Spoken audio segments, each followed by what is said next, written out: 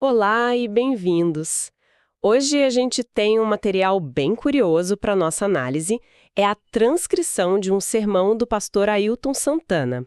O tema, assim, parece simples, por que e como ler a Bíblia, só que o jeito que ele aborda isso chama muito atenção. Ele não começa com, sei lá, um versículo, uma parábola, não, ele começa com estatísticas. Exato. E ele apresenta como se fossem resultados de uma pesquisa, sabe? Por exemplo, ele fala que ler a Bíblia regularmente reduz o sentimento de solidão em 30% e a amargura nos relacionamentos em 40%. É um jeito bem inesperado de começar, né? Sem dúvida. E para nossa conversa aqui, acho importante deixar claro que o objetivo não é validar os dados ou a teologia em si. O que a gente quer fazer é mais um trabalho de desmontar a estrutura do argumento dele. Entender as ferramentas de persuasão. Exatamente. Entender como ele constrói essa linha de raciocínio para motivar a audiência. E para isso, a gente pode até seguir a lógica do próprio sermão. Vamos explorar 3 áreas. Primeiro, esses benefícios, digamos, quantificáveis que ele usa de gancho.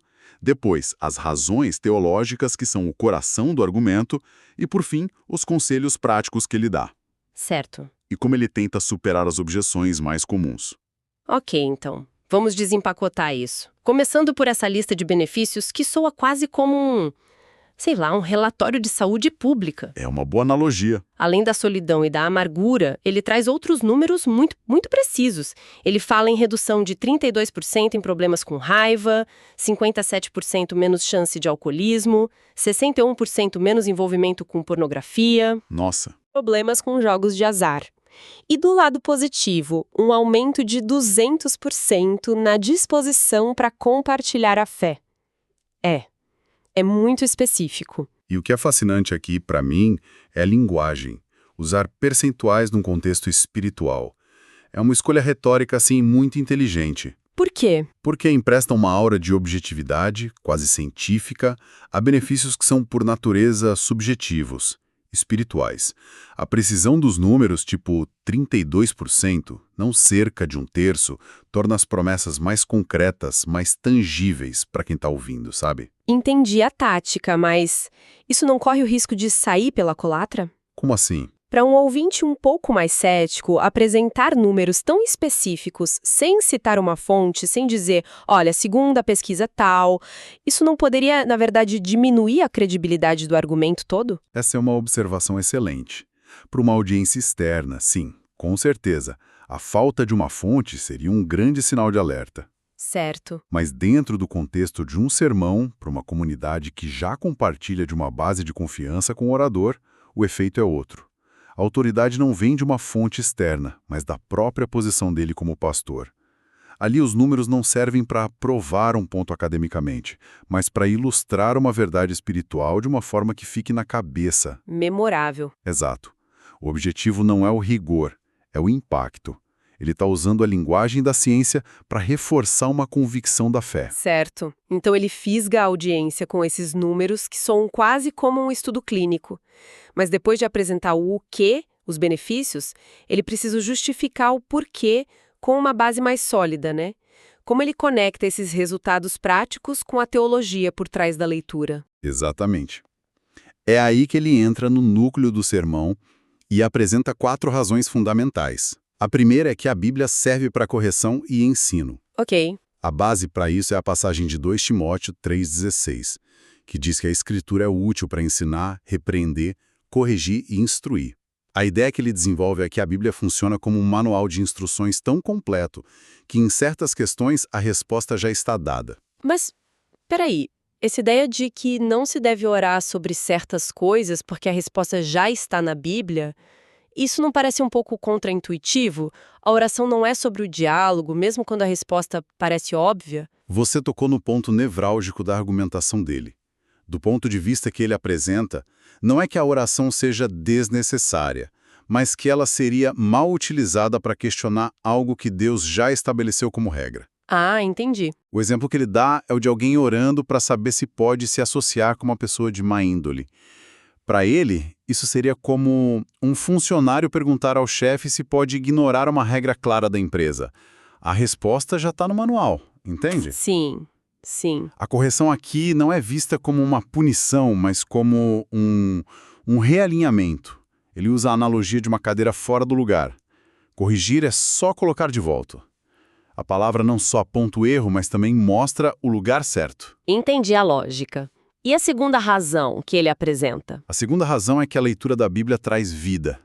A analogia central que ele tira de uma fala de Jesus é nem só de pão viverá o homem, mas de toda palavra que sai da boca de Deus. É uma metáfora poderosa. Muito.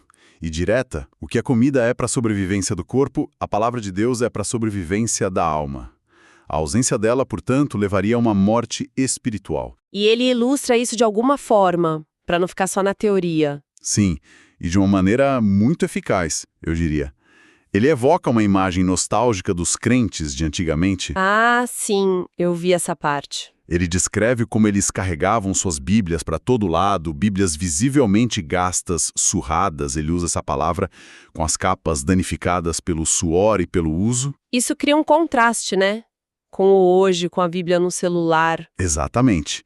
É uma nostalgia por uma época em que, na visão dele, a fé era mais visceral, mais pública. O objeto físico da Bíblia era um símbolo de identidade, de compromisso. É um apelo emocional a um passado idealizado de maior devoção. Isso me leva à terceira razão que ele apresenta, que é para obter entendimento e prudência.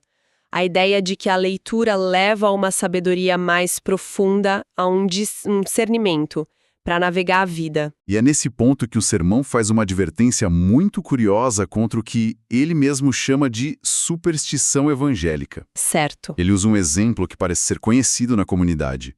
A história de alguém que sobreviveu a um tiro porque a bala atingiu a Bíblia que carregava no bolso do peito. Ah, a clássica história da Bíblia à prova de balas. Essa mesma. Mas em vez de usar isso como prova de um milagre, ele faz o oposto. Como assim? Ele adverte a audiência a não transformar uma exceção em uma regra. Como se carregar uma Bíblia no bolso fosse um amuleto de proteção. Ele até racionaliza dizendo que outras pessoas já foram salvas por uma moeda ou um celular no bolso, desmistificando a ideia de que o objeto em si tem poder. Nossa, isso é fascinante, porque ele está, na verdade, ensinando uma espécie de letramento crítico dentro do próprio sistema de crenças. Perfeito? Ele não está apenas dizendo acredite, mas acredite da maneira certa, com discernimento. É uma metacomunicação sobre como consumir a própria fé. Perfeitamente colocado. É um chamado para que a fé seja inteligente, não cega. A prudência que a leitura da Bíblia supostamente traz, segundo o argumento dele, é justamente essa capacidade de diferenciar um ato de Deus de uma coincidência ou de uma superstição. Muito bom. E a quarta e última razão fundamental? Qual é? A quarta razão é que a Bíblia serve para vencer o pecado. O argumento é que a palavra funciona como um guia prático para se manter numa vida pura. E para provar esse ponto, ele usa uma de suas narrativas mais longas e detalhadas, a história do transporte da Arca da Aliança pelo rei Davi. Certo. A história tem 2 tentativas, se não me engano. Isso mesmo. Na primeira, eles decidem mover a arca, que representava a presença de Deus, para Jerusalém. E é uma grande festa, muita alegria. Tudo parecia estar indo bem. Parecia. Eles constroem um carro de boi novinho para transportá-la. Uma ótima ideia, uma homenagem, certo? Na teoria. Na teoria. Mas era um improviso que ignorava a instrução explícita na lei de Deus. A arca deveria ser carregada nos ombros dos sacerdotes, usando varas específicas. E o resultado é trágico. Trágico. Os bois tropeçam, um homem chamado Uzá estende a mão para segurar a arca e morre na hora. A festa vira luto. Mas essa história da arca é interessante. O sermão trata a primeira tentativa como um fracasso total. Mas não foi ali que Davi aprendeu a lição? Talvez o erro tenha sido tão importante quanto o acerto final? O pregador explora essa nuance ou é uma lição mais preto no branco, tipo, obedeça ou sofra? Aparentemente, disciplina algo simples: obedecer ou cometer um erro e ter consequências desobedientes ou sucesso. Descrita como o oposto completo. Davi estuda a lei, segue o procedimento à risca e os sacerdotes carregam a arca nos ombros. E aí dá certo. E o resultado é uma celebração bem-sucedida. A moral que o sermão extrai é inequívoca. A boa intenção e o entusiasmo não substituem a obediência ao método prescrito na palavra. Adorar a Deus do seu jeito, ignorando o jeito de Deus, é apresentado como um erro perigoso. Fica claro o peso que ele dá à obediência à risca. Depois de construir todo esse caso teológico, imagino que ele se volte para a parte prática. Como ele lida com as desculpas que as pessoas normalmente dão para não ler? Ele vai direto nas duas principais: falta de tempo e dificuldade de compreensão. Para falta de tempo, a refutação é direta. Ele enquadra isso como uma estratégia do inimigo para manter a pessoa espiritualmente fraca. Entendi. E ele argumenta que todo mundo tem brechas de tempo no dia a dia. No ônibus, na fila do banco, na hora do almoço. Mas isso ainda pode soar um pouco teórico, né? Ele usa algo para tornar esse ponto mais pessoal, mais forte. Usa. E é talvez o argumento mais poderoso do sermão inteiro. Ele conta uma anedota pessoal sobre a própria mãe. Ah, sim. Diz que ela criou 10 filhos pequenos, todos morando juntos, numa época com muito menos recursos e tecnologia, e mesmo assim, ela sempre encontrava tempo para ler a Bíblia e orar. Isso é um checkmate emocional. Exatamente. É uma tática retórica brilhante, quase impossível de contra-argumentar sem parecer insensível ou preguiçoso. Com certeza. Quem na audiência pode dizer que sua vida é mais ocupada que a de uma mulher criando 10 filhos naquelas condições? Ele não está só invalidando a desculpa, ele está estabelecendo um padrão moral altíssimo com a figura da própria mãe. É visceral, muito relacional. Ok, a desculpa do tempo foi demolida. E quanto à outra grande barreira, a da compreensão? Aquele sentimento de eu leio, mas não entendo nada. Para isso, ele novamente usa uma história bíblica como modelo, o encontro do apóstolo Filipe com o eunuco etíope. O eunuco, um alto oficial, estava voltando de Jerusalém e lendo uma passagem do profeta Isaías na carruagem dele. Certo. Aí Filipe se aproxima e pergunta: "Você entende o que está lendo?" E o eunuco responde com uma honestidade, impressionante: "Como posso entender se ninguém me explicar?" E qual a lição que o sermão tira daí? Lição é de esperança e persistência. A mensagem é: continue lendo, mesmo que você não entenda tudo. O seu esforço em buscar será notado, e Deus vai providenciar a ajuda necessária, assim como enviou Filipe para explicar as Escrituras ao eunuco. Então, combate aquele isolamento, aquela sensação de que o problema é só com você. Exato.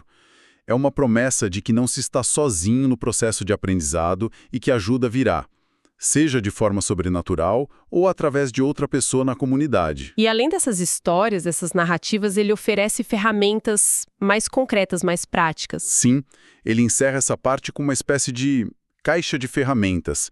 Ele sugere usar diferentes versões da Bíblia para comparar a linguagem, o que pode facilitar a compreensão. Boa dica. Incentiva a pessoa a ser um leitor ativo, grifar o texto, fazer anotações num caderno, e num gesto inclusivo, ele se dirige àqueles que talvez não saibam ler, dizendo para pedirem a filhos, netos ou amigos que leiam para eles em voz alta. Ah, legal. A mensagem por baixo disso tudo é que as barreiras não são intransponíveis.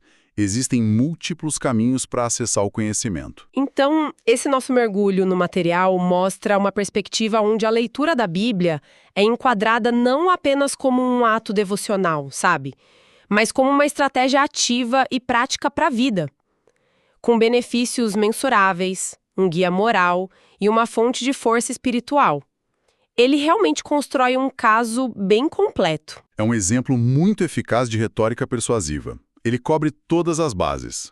Começa com uma abordagem quase secular, usando dados que soam científicos para capturar a atenção de uma mente moderna. Certo, o gancho. Depois, constrói a fundação teológica com as 4 razões.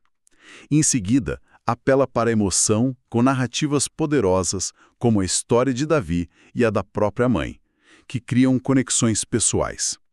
E, por fim, ele aterrissa no campo prático, oferecendo conselhos acionáveis e desmontando as principais objeções. É um roteiro desenhado para levar da curiosidade à convicção e, finalmente, à ação. E para fechar, o sermão termina com uma observação que nos deixou pensando.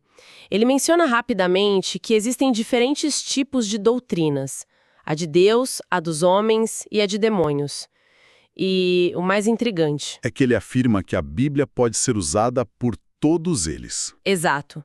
Inclusive para distorcer e corromper. E essa afirmação final abre uma questão fundamental, que transcende o próprio sermão.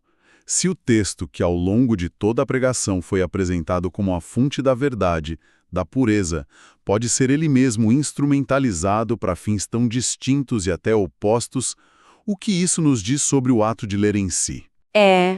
A leitura por si só não parece ser o fim da jornada, né? De forma alguma.